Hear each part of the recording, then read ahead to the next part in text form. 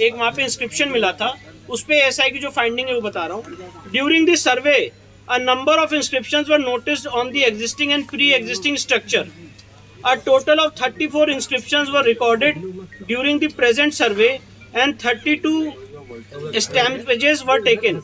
These are in fact inscriptions on the stone of pre-existing Hindu temple which have been reused during the construction repair of the existing structure.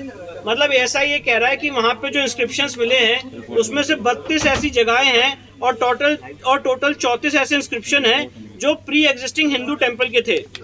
They include inscriptions in the Devanagari, Grantha, Telugu and Kannada scripts.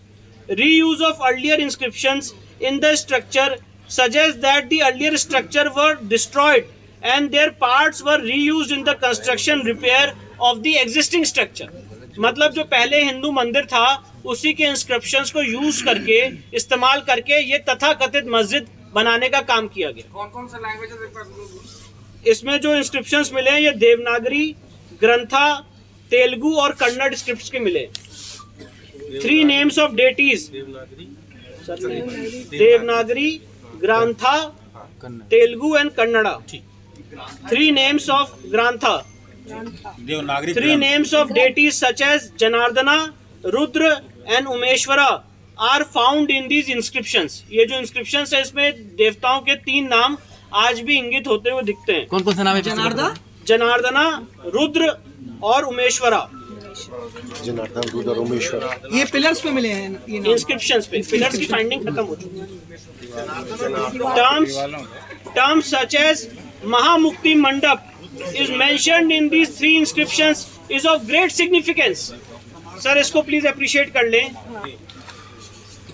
Terms such as Mahamukti Mandap is mentioned in these 3 inscriptions is of great significance. जो वहाँ पे inscription है उसमें एक जगह लिखा हुआ है महामुक्ति मंडप और ये ऐसा ही कह रहा है, ये बहुत सिग्निफिकेंट बात है। किस बात में लिखा हुआ है? किस बात को लेकर जो वहाँ पे इंस्क्रिप्शन मिला है तथाकथित मस्जिद में, उसमें वन ऑफ द इंस्क्रिप्शंस में लिखा हुआ है महामुक्ति मंडप, तो ऐसा ही कह रहा है, बहुत सिग्निफिकेंट बात है। इंस्क्रिप्शंस ऑन लूज स्टोन, अब जो पत्थर हैं जो ऐसे लूज पत्थर हैं उस पे जो कार्विंग्स और इंस्क्रिप्शंस है उसके बारे में एएसआई अपनी फाइंडिंग दे रहा है जो मैं आपको पढ़ के सुना रहा हूँ। ASI had in its custody record, ये बहुत इंपॉर्टेंट बात है, इसको प्लीज रिमार्क करें। ASI had in its custody record of an inscription engraved on a loose stone which recorded construction of the mosque in the 20th regnal year of Hadrat Alamgir, Mughal Emperor Aurangzeb, corresponding to 1087 and corresponding to 1676-77 CE. This inscription also recorded that in the year 1792-93 the mosque was repaired with sahan. The photograph of this stone inscription was recorded in ASI records in the year 1965-1966. मैं आपको ये बताना चाहता हूँ, सर्वे के दौरान वहाँ पे एक पत्थर मिला था, एक इंस्क्रिप्शन मिला था और वो जो पत्थर मिला था वो आधा टूटा हुआ है। तो एएसआई ने कहा कि इस पत्थर का जो ओरिजिनल है वो उनके पास ऑलरेडी उनके रिकॉर्ड्स में था 1965-1966 में, और उस पत्थर में क्या लिखा हुआ है वो आपको आगे बता रहा हूँ। During the recent survey, this stone inscription was recovered from a room in the mosque. सर्वे के दौरान ये जो वहाँ पे इंस्क्रिप्शन था उसी मॉस्क के रूम से मिला। However, the lines related to the construction of the mosque and its expansion have been scratched out. जो मॉस्क बनाने की और उसकी रिपेयर की बात थी, इस इंस्क्रिप्शन से उन लोगों ने उसको मिटा दिया। This is also brought out by the biography of Aurangzeb, Majlis Alamgiri, which mentions that Aurangzeb issued orders to the governors of all the province to demolish the schools and temples of infidels. और ये जडूनाथ सरकार की finding को ASI ने rely किया है और 2 सितंबर 1669 को बताया गया कि विश्वनाथ की जो मंदिर है वो ढहा दी गई। तो एएसआई ने यहाँ पे जडूनाथ सरकार की फाइंडिंग को रिलाई किया मजलिस आलमगीरी। बताया तो सर 1669 2 सितंबर 1669 जडूनाथ। इसके बाद मंदिर तोड़ने की डेट है सर ये जी। इसके बाद sculptural remains in the cellars, a series of cellars. अब जो तहखाने हैं उसमें जो चीजें मिली उसके बारे में एएसआई फाइंडिंग दे रहा है। A series of cellars were also constructed to the east to create additional space and a large platform in front of the mosque for accommodating large number of people for prayers. Pillars from the earlier temples were reused while making cellars in eastern part of the platform. A pillar decorated with bells, niches for keeping lamps on all four sides and bearing an inscription in Samvat 1669 is reused in the cellar N2.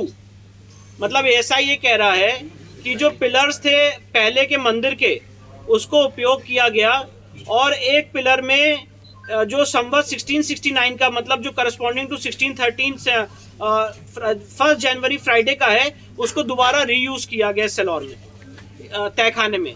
Sculptures of Hindu deities and carved architectural members were found buried under the dumped soil in cellar S2.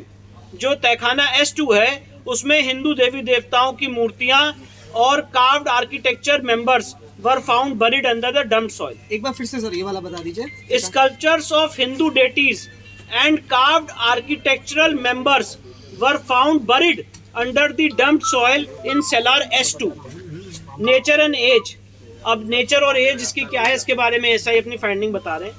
Existing architectural remains, decorated moldings on the walls, Karna Ratha and Prathi Ratha of central chamber, a large decorated entrance gate with Trona on the eastern wall of the western chamber, a small entrance with mutilated image of Lalat Bimba, birds, animals carved for decoration in and outside suggest that the western wall is remaining part of a Hindu temple. ऐसा ये कह रहा है कि जो पश्चिमी दीवार है ये साबित हो जाता है कि ये पश्चिमी दीवार एक हिंदू मंदिर का पार्ट है. Based on the arc and architecture, this pre-existing structure can be identified as a Hindu temple. जो वेस्टर्न वॉल है ये हिंदू मंदिर का स्ट्रक्चर है, इसको आइडेंटिफाई किया जा सकता है. The Arabic Persian inscription found inside a room mentions that the mosque was built in the 20th regnal year of Aurangzeb. Hence, the pre-existing structure appears to have been destroyed in 17th century. मतलब ऐसा ही कह रहा है कि वहाँ पे जो पहले स्ट्रक्चर था जो हिंदू मंदिर का उसको 17वीं शताब्दी में तोड़ा गया है ड्यूरिंग द रेन ऑफ